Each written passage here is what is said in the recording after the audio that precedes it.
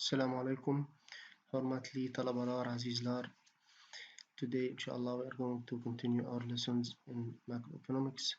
We will go to learn about a new and important topic, the open economy. If you remember, at the third chapter, we talk about the model of the closed economy that we omitted the net exports from the national accounting identity as the closed economy, that there is no international trade, no exports and imports, and so on. This is what our model for simplicity. Now we have new factors and new model in the open economy where there is international trade and exchange and so on, also for the loanable funds and savings and investment, as we will see in the next slides. So, what is the open economy? Even if you never leave your hometown, but you are an active participant in the global economy. When you go to the grocery, for example, you might choose between apples that grows locally in your hometown and grapes grown in any country like Chile or whatever.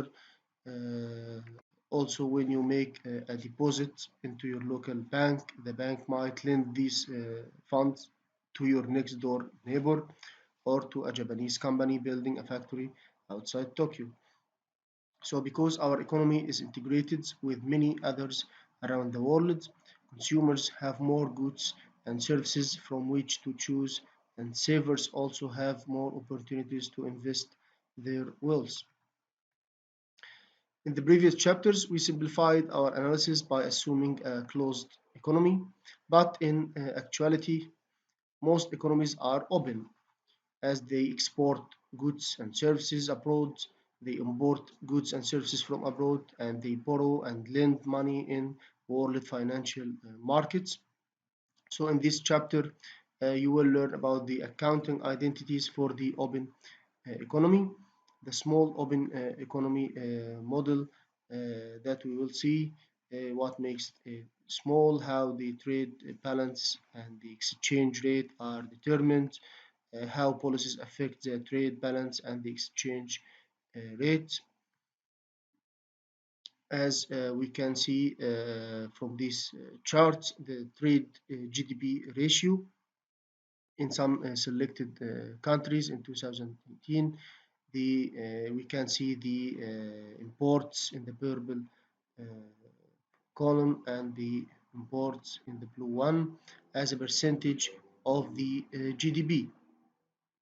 We know that the GDP contains the consumption, the government spending, the investment, and also the net exports.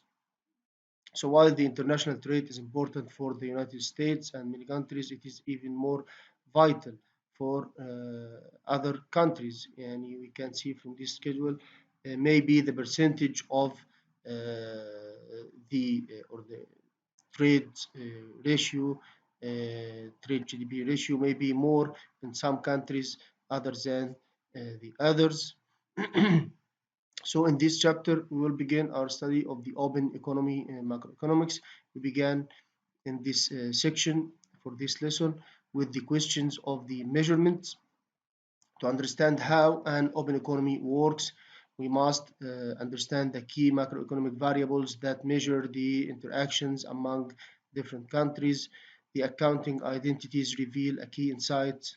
The flow of goods and services across national borders is always matched by an equivalent flow of funds to finance capital accumulation. So we have two sides, the flow of goods and services and the flow of the funds in the savings and investments and so on.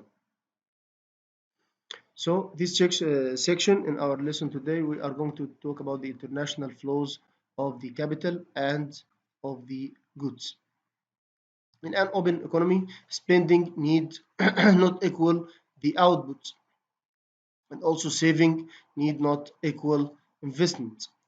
What does this mean? To explain this more regarding the spending need not equal output, the residents of an open economy can spend more than the country's output simply by importing foreign goods.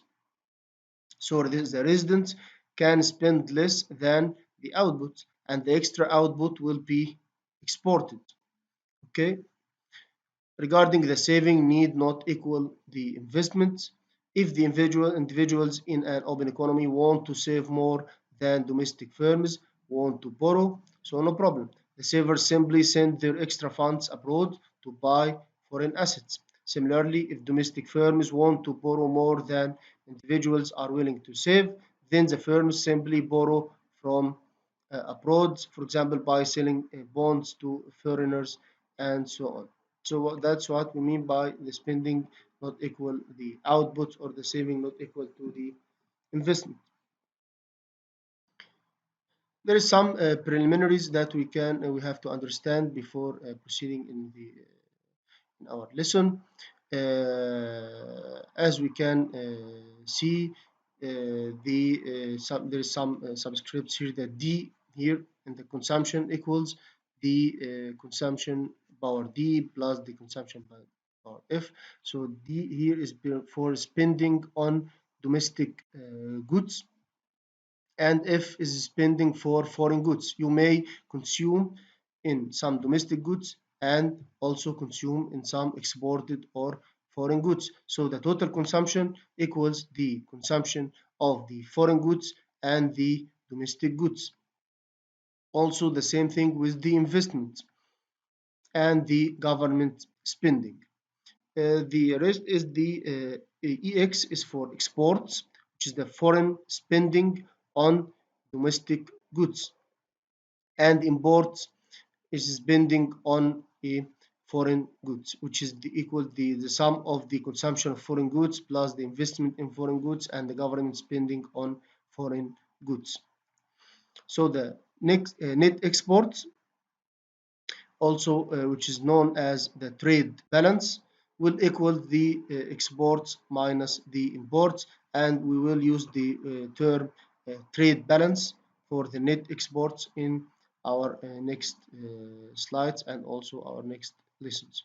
So you have to keep attention for this term, the trade balance.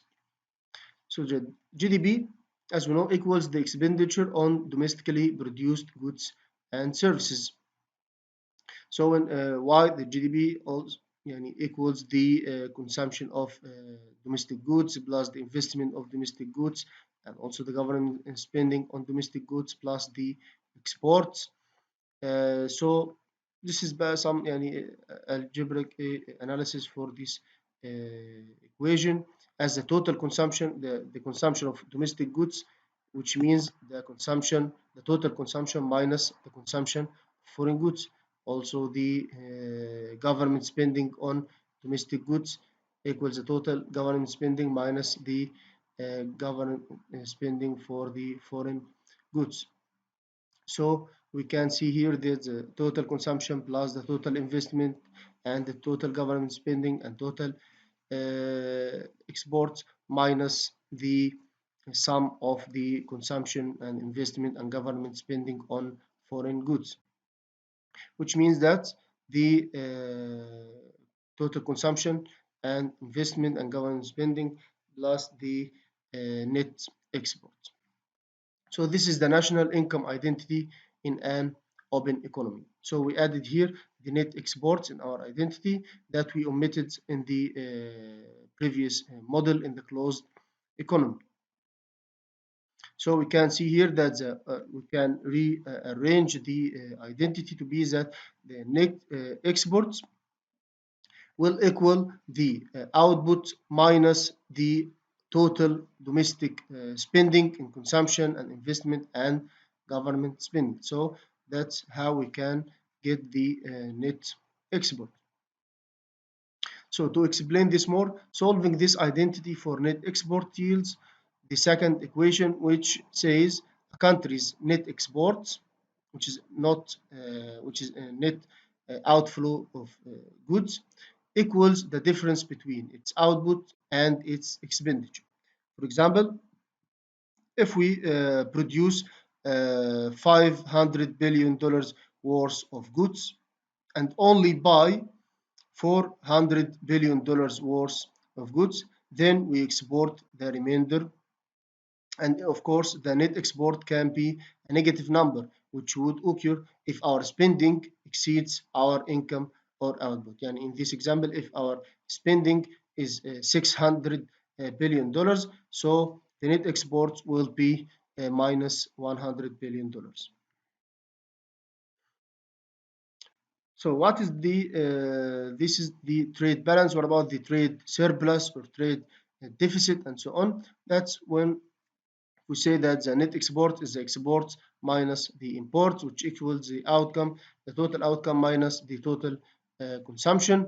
So the trade surplus here will be larger, means that the output, according to this equation, the trade surplus happens when the output will be greater than or larger than the spending, and the exports is larger than the imports. So the size of the trade surplus will equal the net exports. And in contrast, the trade deficit when the spending is more than the output and the imports is more than the exports, and the size of the trade deficit will equal minus the or the net exports by a minus. As we can see here in this chart, the US net exports during these years from 1950 to 2060, we can see that after learning these terms, trade surplus and trade deficit on the preceding slides, we see here that the US has had trade deficits since the early 80s. According to this chart, they have a trade deficit. And in the early 90s, the trade deficit shrunk relative to the GDP. But since then, it's become huge. So the next slides show the link between the trade balance and the capital flows. You will see that the huge trade deficits on this slide have caused the US to become the world's largest debtor nation. And we will learn exactly what does this mean. So what about the international capital flows? The net capital outflows, which equals the savings minus the investments. So the net outflow of loanable funds, net purchases of foreign assets, the country's purchases of foreign assets minus the foreign purchases of domestic assets. This is the difference between how much the country purchases foreign assets and how much foreign purchases domestic assets. This is the net capital outflow. So when the savings more than the investment, the country is a net lender. And when savings less than the investment, country is a net borrower. We see in chapter 3, we examined a closed economy model of the loanable funds market, which savers could only lend money to domestic borrowers, because it is a closed economy. So firms borrowing to finance their investment could only borrow from domestic savers. So in this model, the savings equals the investment. But in an open economy, savings need not equal investment, as we said at the beginning. Country's supply of loanable funds can be used to finance domestic investment or to finance foreign investment. How? By buying bonds from a foreign company that needs funding to build a new factory in its country, and so on. So similarly, domestic firms can finance their investment projects by borrowing loanable funds from domestic savers or by borrowing them from foreign savers. So the international borrowing and lending is called international capital flows, even though it's not the physical capital that is flowing abroad. Yani we don't see factories مثلا uprooted and shipped to another country. But what can flow internationally is the loanable funds, or the financial capital, which of course is used to finance the purchase of the physical capital. So we have to note that the foreign investment might involve the purchase of financial assets, stocks, bonds, and so on, or physical assets such as direct ownership in office buildings or factories. In either case, a person in one country ends up owning part of the capital stock of another country. So the equation, the net capital outflow, which means the saving minus the investment, shows that if a country's savers supply more funds than its firms wish to borrow for investments, the excess of loanable funds will flow abroad in the form of net capital outflow, the purchase of foreign assets. Alternatively, if firms wish to borrow more than domestic savers wish to lend, then the firms borrow the excess on the international financial markets. In this case, there is a net inflow of loanable funds and the savings will be less than the investment. What is the link between the trade and capital outflows? We now see at the beginning the trade balance and trade surplus and deficits, and now we see the capital outflows and the international capital outflows and so on. What is the relation between them? We see that the net export equals the total outcome minus the total spending, which implies that the net exports equals the total outcome minus the consumption and government spending minus the investments. And we know that the savings is equals the total outcome minus the consumption minus the government spending. This is, as we know, this is the national saving, the total income or the national income minus the private consumption and the government spendings, and the remaining will be the savings. Saving minus the investment equals the next export. So the trade balance in this case, which is NX, will equal the net capital outflow. Thus, a country with a trade deficit, in this case, the net exports will be less than zero, any negative, which is a net borrower, as the savings also will be less than the investment. Starting from the equation derived on the earlier slides, we can derive another important identity, which is the net exports equals the savings minus the investment. This equation says that the net exports, which is the net outflow of goods, equals the net capital outflow, which is the net outflow of the loanable funds. While the identity and the derivation are very simple, we learn a very important lesson from it.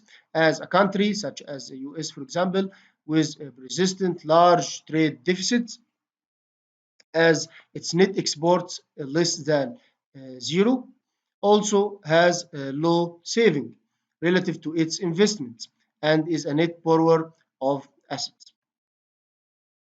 So why we say that US is the world's largest debtor nation, as US has had large trade deficits as its imports more than its exports, being a net borrower each year since the early 80s, because also their investment is more than their savings, or savings is less than the investment. As in 2005, US residents owned $10 trillion worth of foreign assets, and foreigners owned $12.7 trillion worth of US assets.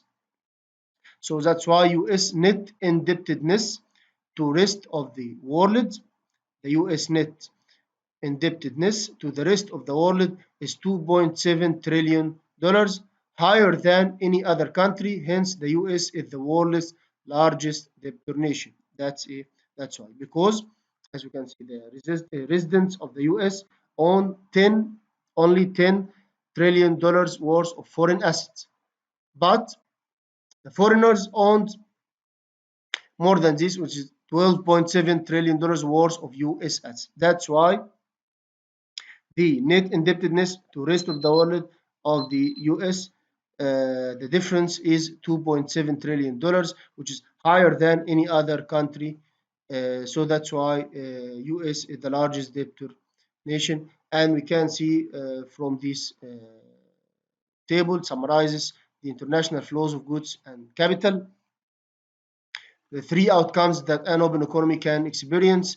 We can see in the middle the balanced trade when the exports equals imports, and net exports in this case will be zero, and the total income equals the consumption plus investment plus government spending, and the saving equals the investment, so the net capital outflow will equal zero. But when you have the trade surplus, in this case exports will be larger than the imports, so the net exports will be more than zero or positive, and also the total income will be more than the consumption plus investment plus government spending, and the saving is larger than the investments, so the net capital outflow will be more than zero. And also the same thing as the trade deficit. In contrast, the exports will be less than the imports, net exports will be negative, less than zero, and the total income will be less than the consumption and the investment plus the government spending. So the savings will be less than the investment, so the net capital outflow will be less than zero. To summarize this topic, we can see first that the net exports are the difference between exports and imports. They are equal to the difference between what we produce and what we demand for consumption, investment, and government spending. Second, the net capital outflow is the excess of domestic saving over domestic investment. And the trade balance is the amount received for our net exports of goods and services. The national income accounts identity shows that the net capital outflow always equals the trade balance. Next lesson, inshallah, we will talk about the saving and investment in a small open economy. Then we will continue about the exchange rates. So let's stop here and continue this topic in the next lessons, inshallah. So goodbye and good luck.